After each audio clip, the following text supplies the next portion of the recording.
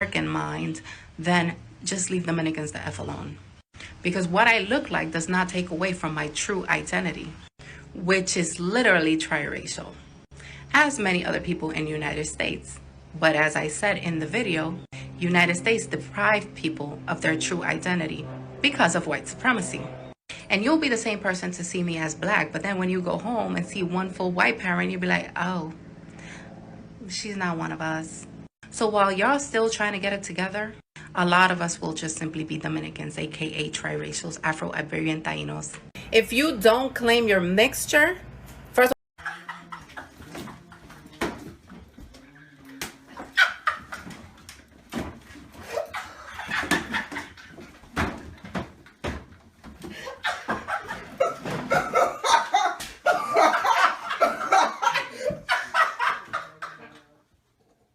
trying to say that I'm better, I'm just saying this is what I am. This didn't happen because somebody in my family was raped. My dad is a white passing Dominican. My mom is a biracial Dominican. My mom married my dad consensually. So I didn't come out the way that I came out because she was raped. My mom is a biracial woman. Her mom was white Dominican, and her dad was a black Dominican. My grandma wasn't raped. My granddad was not raped. They consensually. Ain't nobody got time for that. Feel pressured by the black community to say that I'm black, but I don't want to be that. And then the white people are rejecting me. So it's like, forget the both of y'all. Forget y'all white people, forget y'all black people. I'm Dominican, that's it. And that is how they just separate themselves from the whole race issue that they are faced with coming to this country. Because in their minds, it's like, in my country, I don't have to deal with this. In my country, it is my complexion and my phenotypes that define who I am racially. This doesn't make sense to me. I don't like this whole system that you guys have here. So you know what? Forget the both of y'all. I'm Dominican. That's it. Plain and simple. But the thing that happens is that even in doing so, you will see a lot of Dominicans that will still try to find ways to appeal to white norms, to appeal to white society, where they'll begin to either, change the way that they look or I told y'all niggas. Y'all thought I was playing, but I told y'all niggas.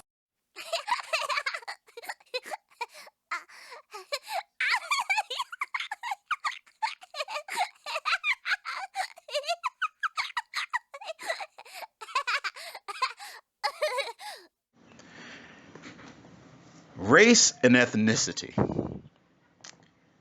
I remember going to undergrad saying to myself, I got in a class and we were told as a class, tomorrow you guys come back and define what race is. So that was the assignment.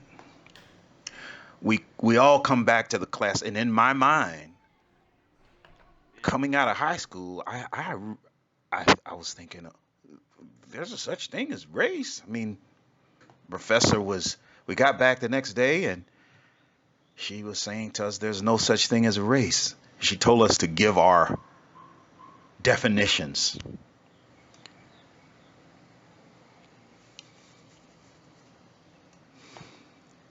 And we had a difficult time. These two young ladies at the beginning are hilarious. They're hilarious because they're really talking about, maybe an ethnicity or a cultural basis of their conversation. The two ladies really don't understand the historical reverberations that is going on here. Now the third lady is on point. She understands culture, and she understands, like, the term black is very convoluted. For instance, there are white people who will tell you that they're African. However, their ethnicity, they will say, may be different. And there are countries where black people live whereby they'll say they're not black, they're Nigerian, they're not black, they're Malian, So I get that. And I'll get into that in a second. One of the best books that I ever read was Lies My Teacher Told Me. It's an historical reference, and at the time I was teaching history, and I allowed the students to delve into this book with me, and they enjoyed it thoroughly because things are in our mind, and until we're challenged, until we go find, we'll believe what has been told to us. And this book challenges your thinking in reference to history. Let me get into a little bit of this, what I call social construct of race. By the 17th century, the term began to refer to physical, how people look, the phenotypical traits. Then later, national affiliations came into play. But I will say this, modern science regards race as a social construct, an identity which is assigned based on rules made by society. While partly based on physical similarities within groups, race does not have an inherent physical or biological meaning. There's a group in the 1950s. The acronym is UNESCO, which is the United Nations Educational, Scientific, and Cultural Organizations. They issued a statement asserting that all human beings belong to the same species, and that race is not a biological reality, but a myth.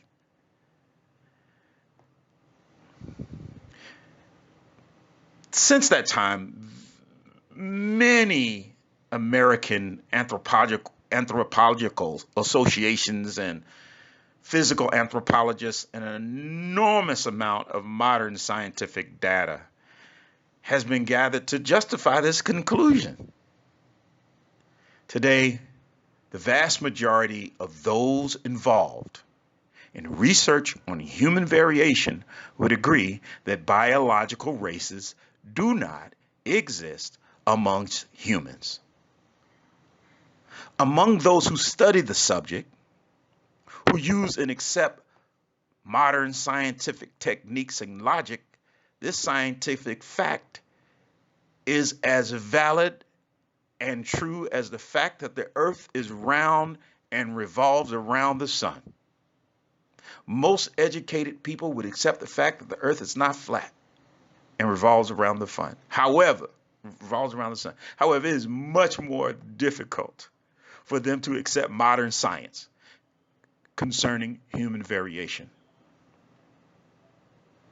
Why? You go, why?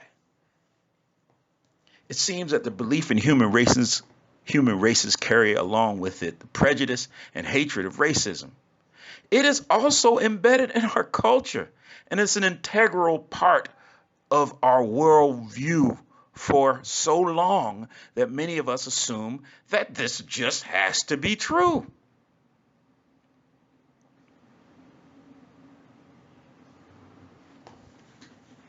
There's a very good book called The Myth of Race, the troubling persistence of an unscientific idea. The author talks about all the information that has been gathered by biologists, geneticists, anthropologists, other sciences concerning that there is no such thing as races. That is a very, very good book. Race is just a categorization of humans based on their physical and social qualities in groups, viewed as distinct and with a given society. And as I said, most people will confuse race with ethnicity. Your ethnicity can be any people you want to identify with. You could be a Asian person and you could say, I am an American. Or you could be an Asian person and say, I am Dominican. And you could be. Dominican is, then you go, what is an American? What is a Dominican? If you're born in the United States, you're an American.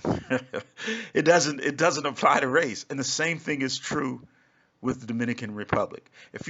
More than likely, if you've been born here in the Dominican Republic, you lived here all your life, you're pretty much going to be considered a Dominican, you know. Now, DNA is probably the closest thing in regards to science to know what group you belong to. It is very interesting. You can get on YouTube and see these people, Dominican people. And I've seen quite a few of them, and I don't think I've seen any Dominican person when they do the DNA that didn't have African DNA lineage.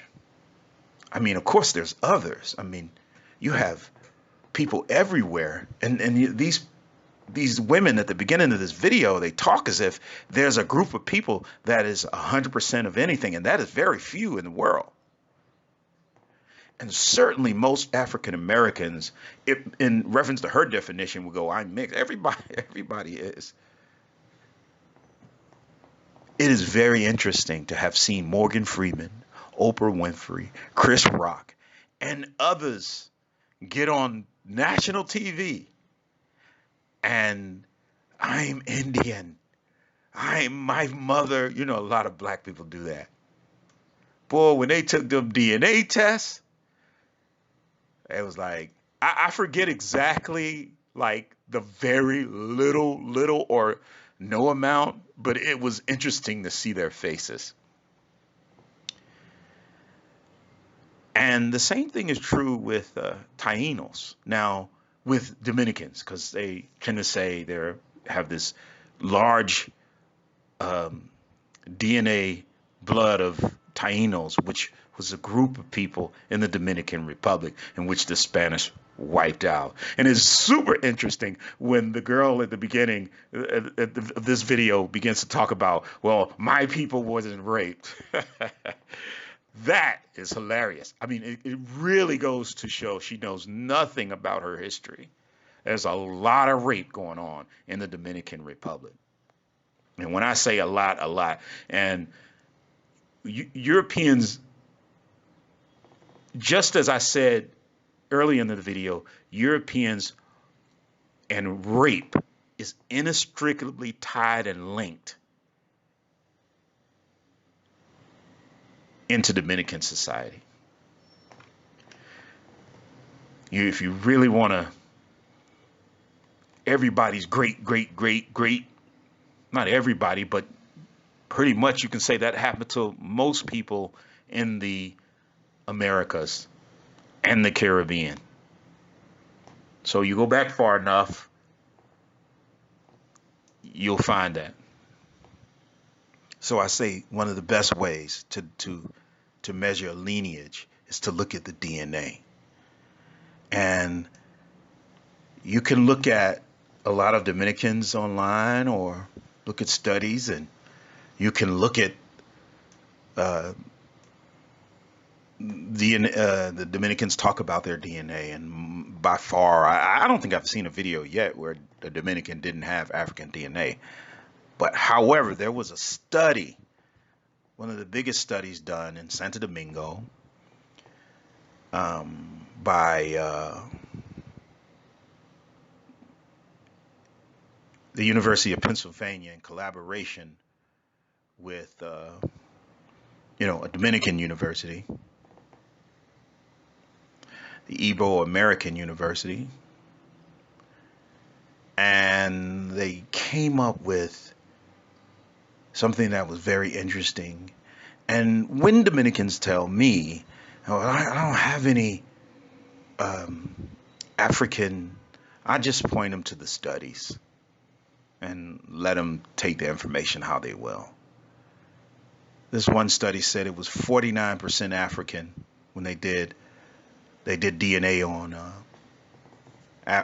on Dominicans, and look at this, 4% pre-Columbians, only 4% of the Tainos, 39%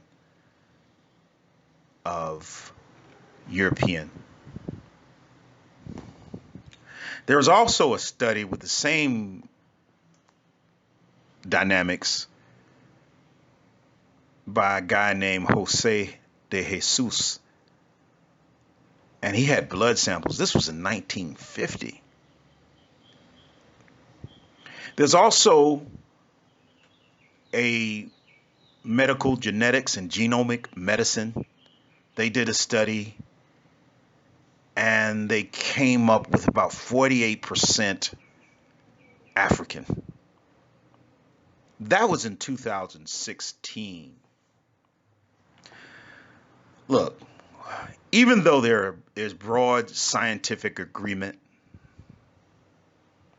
that the typological concepts of race are unattainable.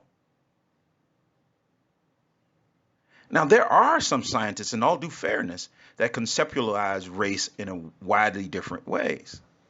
But in general, most scientists by far agree that there's no such thing as a race of people.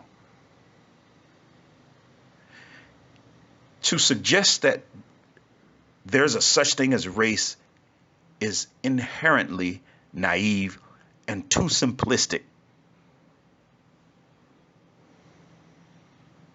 And many people will argue that race has no taxonomic signs or significance because all human beings belong to the same subspecies, Homo sapiens sapiens. Since the second half of the 20th century, race has been associated with discredited theories on scientific racism. And it has become and seen largely as pseudo-scientific systems of classification.